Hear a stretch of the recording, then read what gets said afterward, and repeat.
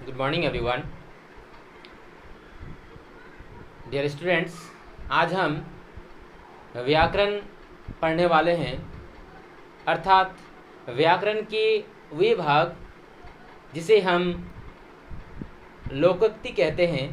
अर्थात हम देखते हैं कि कभी किसी जगह पे जब कुछ लोग जमा होकर बातें करते हैं तो अचानक से उनके मुंह पर कुछ ऐसे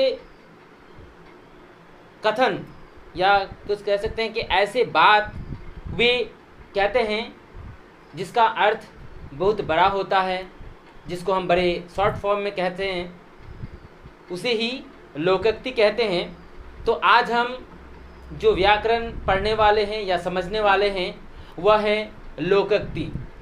तो आज हम लोकोक्ति पढ़ेंगे, यानी लोकोक्ति को हम समझने के लिए क्या देखेंगे कि लोक यानी लोक जुग उक्ति है ना। लोक जुग उक्ति यानी लोकोक्ति का अगर हम संधि विच्छेद करके या उसे तोड़ करके या उसे अलग अलग करके हम देखेंगे कि उसका अर्थ क्या होता है, तो लोक यानी लोकोक्ति को जब हम संधि विच्छेद करते हैं या उसके तोड़ कर उसके अर्थ को समझते हैं तो देखो यहाँ पर लोक, लोक यानी मनुष्य है ना, या फिर इंसान भी कह सकते हैं या फिर व्यक्ति भी कह सकते हैं, है ना। और उक्ति यानी उसके कथन, है ना, यानी मनुष्य के कथन या इंसान के कथन या व्यक्ति के कुछ उक्ति यानी कुछ पंक्ति या कुछ एक शब्द, उसे कहते हैं लोकोक्ति। तो अभी हमने देखा कि लोकोक्ति का अर्थ क्या है। लोकोक्ति का अगर संधि विच्छेद किया जाए तो लोक जुग उक्ति यानी लोक प्लस उक्ति दोनों मिल के बनते हैं लोकोक्ति। तो अभी हम लोकोक्ति के डेफिनेशन जो है वे हम समझेंगे कि उसका जो डेफिनेशन है या उनकी जो परिभाषा है कि लोकोक्ति किसे कहते हैं, उदाहरण के साथ बताओ।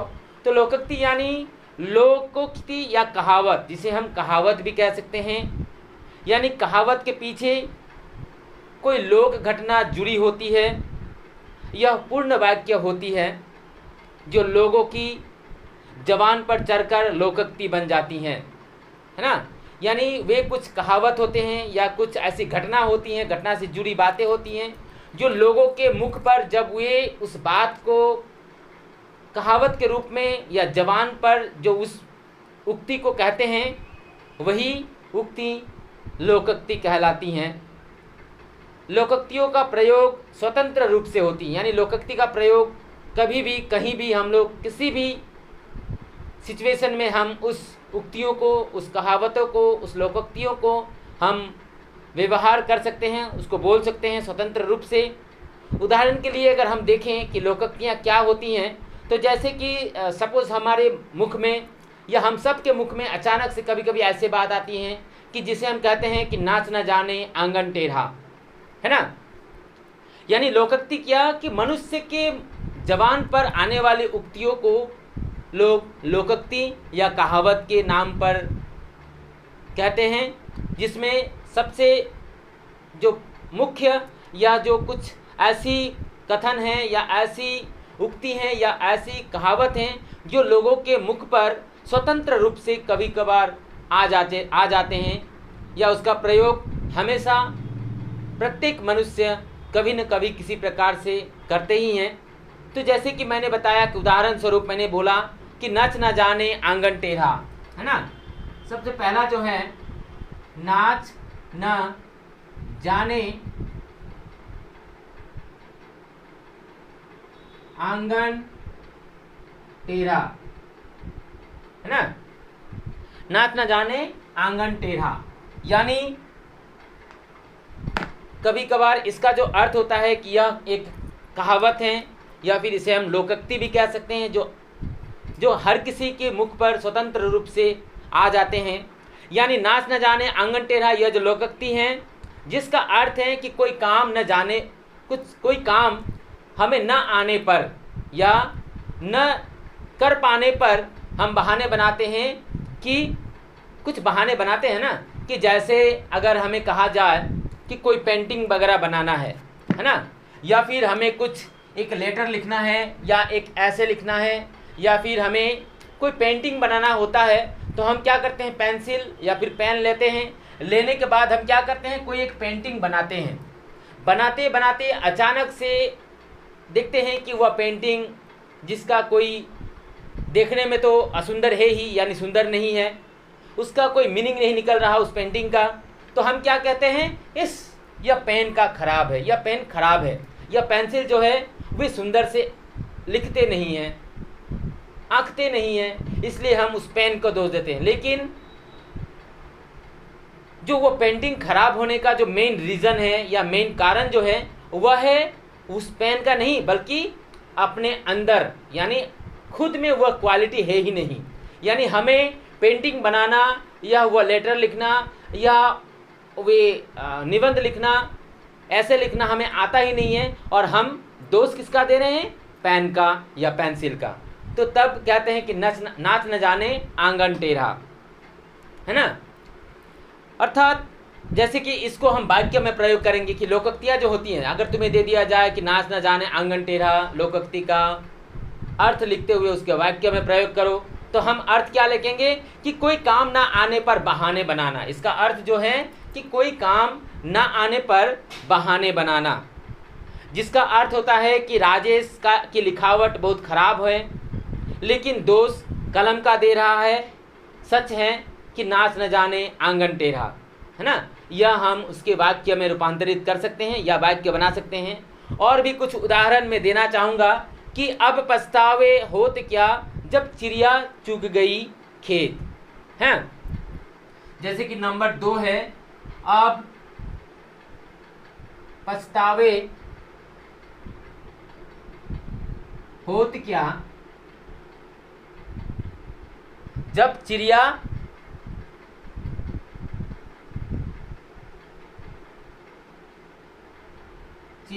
चुग गई खेत,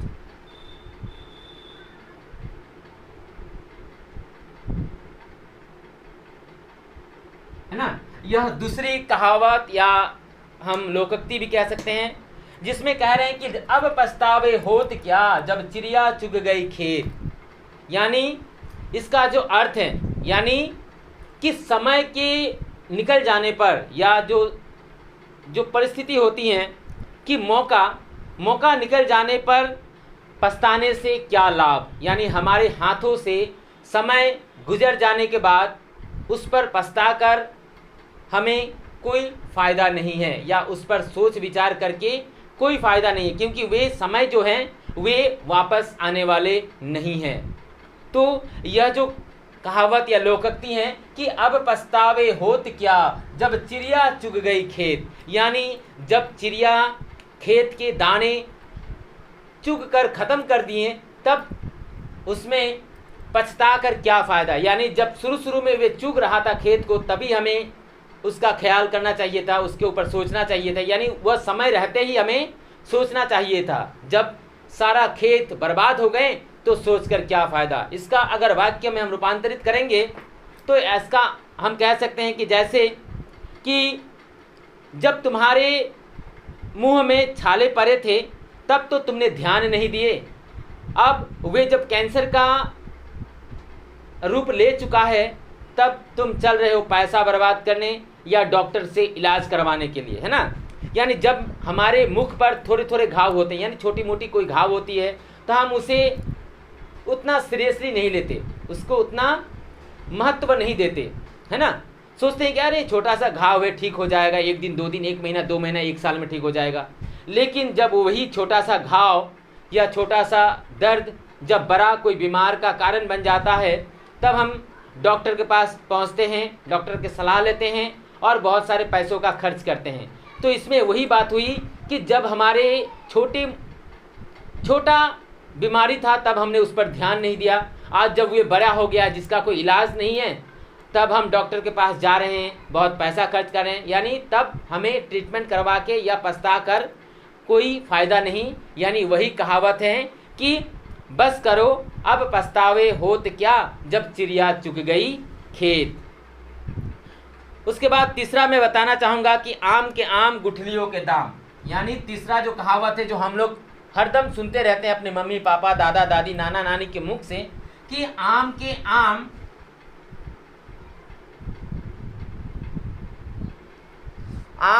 आम गुठलियों के दाम, गुठलियों के दाम, है ना। यानी आम के आम गुठलियों के दाम, अर्थात हम लोग बच्चों, हम लोग कभी हमारे घर में या मामा के घर में जब हम आम के सीज़न में, गर्मियों के सीज़न में जब हम जाते हैं, जाकर वहाँ आम वगैरह खाते हैं, तो आम को खाने के बाद जो उसमें अंदर जो गुठलियाँ निकलते हैं ना, यानी आठ जिसे हम कहते हैं लोकल लैंग्वेज में, यानी आम के खाने के बाद जो उसके अंदर गुठलियाँ यानी उसके बीज जो निकलते हैं, गुठली निकलते हैं, उसका भी दाम हो जाता है। यानी इसका सही अर्थ अगर हम समझेंगे तो इसका अर्थ है कि दुगना दाम या दुगना आय या दुगना प्रॉफिट कह सकते हैं, यानी डबल इनकम, है ना। आम के आम गुठलियों का दाम, यानी आम के दाम तो हमने लिया ही, साथ में गुठलियों के दाम भी हमने ले लिए हैं। अर्थात उसने गणित के सारी किताबें, अर्थात जैसे मैट्रिक का एग्ज़ाम होता है या फिर हायर सेकेंडरी का जब एग्ज़ाम होता है, तो हम जब हायर सेकेंडरी में या मैट्रिक में जब उठते हैं, एडमिशन लेते हैं, तब हम बहुत सारे किताबें खरीदते हैं, मैथ्स की किताबें खरीदते हैं, अंग्रेजी किताब खरीदते हैं, बंगाली का, हिंदी का और भी बहुत सारे किताब हम लोग खरीदते हैं, केमिस्ट्री बायोलॉजी वगैरह। तो उसको पढ़ने के बाद हम क्या करते हैं, उसको बहुत पढ़ते हैं, पढ़ने के बाद हम परीक्षा देते हैं, परीक्षा देने के बाद अच्छे नंबर भी मिलते हैं, यानी हम फर्स्ट डिवीज़न या अच्छे लेटर या स्टार मार्क्स लेकर हम पास करते हैं। उसके बाद उसी किताब जब हम वह क्लास को हम पास कर लेते हैं, तो वही किताब को हम लोग आधे दाम में बेच देते हैं किसी दूसरे के पास, है ना। तो इसका अर्थ क्या हुआ कि आम के आम गुठलियों के दाम, यानी आम तो हमने खाए ही और साथ में हमने गुठलियाँ भी बेच दिए। तो यानी यहाँ पर दुगना लाभ हुआ ना कि उसे वह किताब सारे खरीद कर उसने पढ़ा, पढ़ने के बाद अच्छे रिजल्ट्स लाया, अच्छे मार्क्स मिले उसे, अच्छे मार्क्स कैरी किया, फिर वे किसी और के पास उस किताब को आधे मूल्य में यानी आधे दाम में, अगर मानो किसी किताब का मूल्य 500 है यानी 500 है, तो उसका उन्होंने आधे दाम में अर्थात 250 रुपये में या 250 रुपये में या 250 रुपीज़ में वे बेच देता है। तो अर्थात उसका उसने पढ़ा भी, अच्छे रिजल्ट्स भी लाया और बाद में उसे किसी और के पास बेच भी दिया। अर्थात वही कहावत है कि आम के आम गुठलियों के दाम, इसी को कहते हैं। वैसे ही अगर हम आगे का कोई कहावत ले तो जैसे कि हम कह सकते हैं कि दूध का दूध पानी का पानी, है ना। 4 नंबर हम कह सकते हैं कि दूध का दूध, दूध का दूध पानी का पानी, है ना। दूध का दूध पानी का पानी, अर्थात सच और झूठ का फैसला होना, है ना। सच और झूठ का ठीक फैसला यानी न्याय, कि मानो किसी के किताब से मानो 50 रुपये उसने अपने बैग पर रख के गया था, वे टिफ़िन खाने के लिए बाहर गया था, अचानक से उसके बैग में से 50 रुपये, मानो किसी स्टूडेंट्स का नाम ले लेते हैं जैसे कि रोहन ने सुनील के बैग से 50 रुपये ले लिए थे, चोरी कर लिया था। तब जब ये उसके बैग से पैसा निकाल रहा था, तब वहीं पर अशोक मौजूद था, उसने देख लिया। जब सुनील वापस आया तो देखा कि उसके बैग में पैसे नहीं हैं, तो उसने सारे लोगों से पूछा कि मेरे पैसे किसने लिया, देखा? उन्होंने कहा नहीं देखा। तो वे टीचर के पास जाते हैं। टीचर क्या करते हैं या क्या करती हैं कि सारे क्लास को एक जगह पर इकट्ठा करते हैं, कहते हैं कि उसके बैग से जो 50 रुपये गायब हुए हैं, क्या किसी ने देखा है? तो कोई कहता है कि हाँ मैंने देखा है। मानो जो अशोक हैं उसने कहा कि मैंने देखा है, तो उसे टीचर कहती है हाँ बताओ किसने लिया? तो वे कहते हैं कि उसे अमुक ने लिया है। तो उसके कारण क्या होता है, सच और झूठ का फैसला हो जाता है, यानी दूध का दूध और पानी के पानी हो जाना। यानी किसी के गवाही देने पर इस विषय में अब और बहस करने की ज़रूरत नहीं है, क्योंकि अशोक के गवाह देने के कारण यहाँ पर दूध का दूध और पानी का पानी हो गया है या हो जाएगा। वैसे ही जो हम आगे की कहावत के बारे में बताना चाहेंगे कि बिन मांगे मोती मिले, मांगे मिले ना भीख। यानी कहते हैं कि हमें कभी कभार क्या होता है कि मैं यहाँ पर नहीं लिख रहा, मैं समझा देता हूँ कि बिन मांगे मोती मिले, मांगे मिले न भीख। यानी कभी कभार हम देखते हैं कि मांगे बिना ही हमें कुछ अच्छी वस्तु मिल जाते हैं, पर कभी कभी मांगने पर भी हमें नहीं मिल पाता या नहीं मिलती। जैसे कि हम लोग देखते हैं कि मानो कोई ग्रेजुएशन कंप्लीट करके या फिर मास्टर डिग्री कंप्लीट करने के बाद वे बहुत सारे नौकरियों का तलाश करता है, परंतु उसे नौकरी नहीं मिलता, है ना।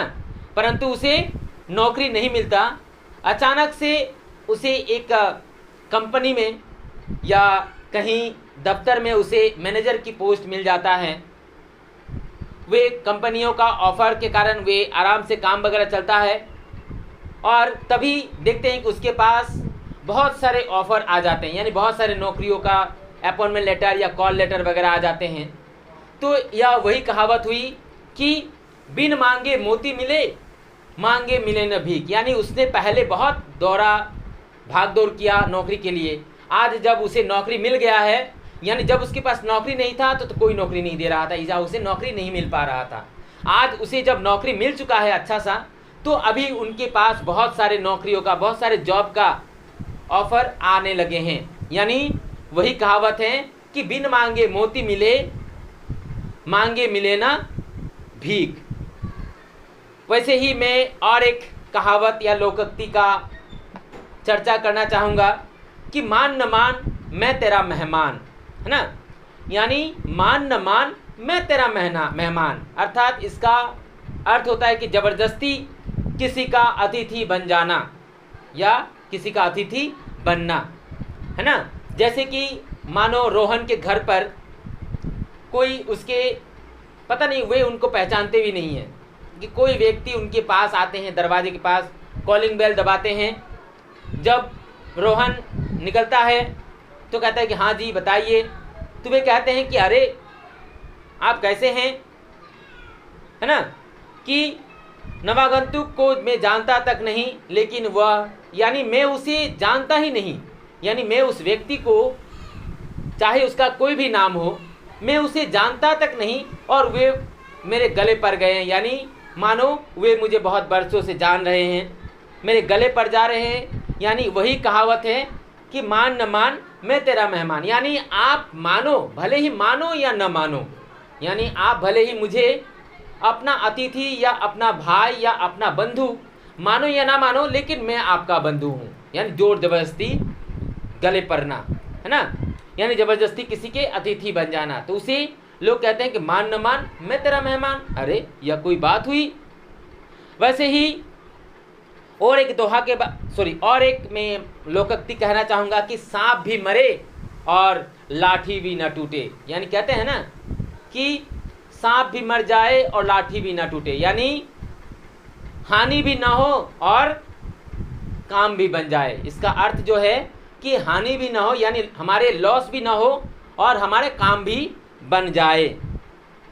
कहने कि ऐसा उपाय करो जिससे तुम्हारे पिता की बीमारी भी ठीक हो जाए। यानी मानो किसी के पिता बहुत बीमार हैं, है ना, तो वे उनके इलाज के लिए कोई ऐसा दवाई लाता है जिस दवाई से वह ठीक भी हो जाते हैं और पैसा भी खर्च होने से बच जाता है। यानी बहुत बड़ा बीमारी है, लेकिन छोटे मोटे दवाई से ही वह ठीक हो जा रहे हैं। यानी यहाँ पर कि सांप भी मर गया, यानी वह जो बीमारी था वे भी मर गया, और लाठी भी नहीं टूटा, यानी उसके पैसा जो है वे भी खर्च नहीं हुए। यानी जितना पैसा खर्च होना था उससे कम पैसा खर्च में ही वे बच गए। वही कैसे कहते हैं, वही किस्सा कहते हैं या फिर कहावत कहते हैं, लोकोक्ति कहते हैं कि सांप भी मर जाए और लाठी भी न टूटे। वैसे ही आगे और एक मैं कहावत या लोकोक्ति कहना चाहूँगा कि ऊँट के मुँह में जीरा। ऊँट के मुंह में जीरा, अर्थात थोड़ा सा वस्तु। यानी किसी कक्षा में 100 बच्चे हैं, किसी कक्षा में मानो 50 या 100 या 70 बच्चे हैं यानी स्टूडेंट्स हैं, और वहाँ पर हम अगर एक बयाम चॉकलेट यानी जिसमें 30 या 40 हैं, है ना, तो उस चॉकलेट को क्या हम उस क्लासरूम में बांट सकेंगे? नहीं ना। यानी वहाँ बच्चे 50-100 हैं और हम चॉकलेट्स ले गए हैं 30 या 40 ले गए हैं, तो बाकी तो और भी बच्चे बैठ जाएंगे। यानी वही कहावत हुई कि ऊँट के मुंह में जीरा का फोड़न, यानी उसका पेट इतना बड़ा और उसे अगर इतना सा खाना दिया जाए तो उसका पेट भरेगा नहीं। इसलिए यह कहावत हम कभी कभार व्यवहार करते हैं कि ऊँट के मुंह में जीरा। वैसे ही मैं आगे और एक कहावत कहना चाहूँगा कि भैंस के आगे बीन बजाना। भैंस के आगे बीन बजाना यानी भैंस यानी जो जिसे हम लोकल लैंग्वेज में मोहिस कहते हैं या बैरा कहते हैं, उसे ही भैंस, यानी भैंस के आगे बीन बजाना यानी मूर्ख को समझाना बेकार है ना। मूर्ख को समझाना बेकार है। इस कहावत का, इस लोकोक्ति का अर्थ है कि भैंस के आगे बीन बजाना यानी मूर्ख को समझाना बेकार है। यानी कोई व्यक्ति बहुत मूर्ख है, ना समझ है, उसको अगर हम उपदेश के ऊपर उपदेश बहुत सारे समझाते हैं तब भी वे समझ नहीं पाता, है ना। यानी उसके सामने हम बकते रहें परंतु प्रॉफिट या उसे समझाना बहुत मुश्किल हो रहा है। यानी वही कहावत है कि भैंस के आगे बीन बजाना, अर्थात वे समझने का नाम ही नहीं ले रहा। उसके सामने बड़े बड़े डींगे, बड़े बड़े लेक्चर, बड़े बड़े उपदेश देकर भी कोई फ़ायदा नहीं होता। वैसे ही और एक कहावत है या लोकोक्ति है जिसे कहते हैं खोदा पहाड़ निकला चूहिया। यानी मैंने एक पहाड़ को खोद डाला लेकिन वहाँ निकला क्या? चूहिया, यानी एक चूहा निकल गया। यानी परिश्रम, इस कहावत का जो है या इस लोकोक्ति का अर्थ है कि परिश्रम अधिक हो परंतु फ़ायदा कम होता है। परिश्रम बहुत ज़्यादा और फ़ायदा कम होता है। यानी मानो किसी सेठ के यहाँ, सेठ का नाम पकड़ लेते हैं कि नरोत्तम दास, है ना, किसी सेठ का हम नाम यहाँ पर मेंशन करते हैं कि नरोत्तम दास। उनके घर पर मानो किसी रंजित नाम का लड़का, वे सारा दिन बहुत मेहनत करता हुआ बहुत काम करता है। सुबह 9 बजे से लेकर शाम को 4 बजे तक वे बहुत सारा कठिन काम करता है, लेकिन शाम होने के बाद उसके जो मजदूरी या मजदूरी कहते हैं, उसका जो उसने लेबर किया है उसका जो परिणाम या उसका जो योगदान किया है उसका जो फल, वे सारा दिन काम करने के बाद वे सिर्फ उसे 100 रुपये थमाते हैं, यानी 100 रुपये का नोट देते हैं। जिससे यही कहावत बनता है कि खोदा पहाड़ निकला चूहिया। यानी मैंने सारा दिन इतना बड़े बड़े काम किया लेकिन शाम होते मुझे कितना मिल रहा है? 100 रुपये।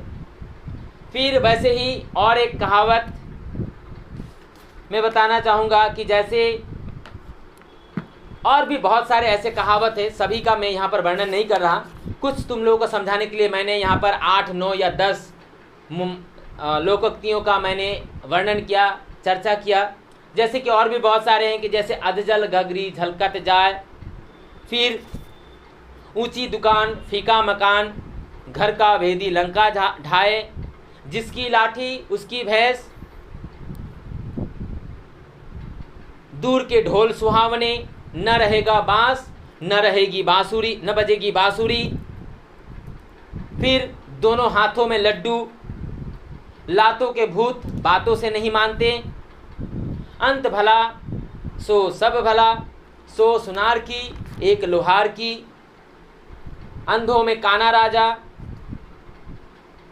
चोर की दारी में तिनका, आप भले तो जग भला, उल्टा चोर कतवाल को डांटे, एक अनार 100 बीमार, गुड़ खाए गुलगुले से परहेज, नदी में रहकर मगर से बैर, धोबी का कुत्ता न घाट का, न घर का न घाट का, मुँह में राम बगल में छुरी,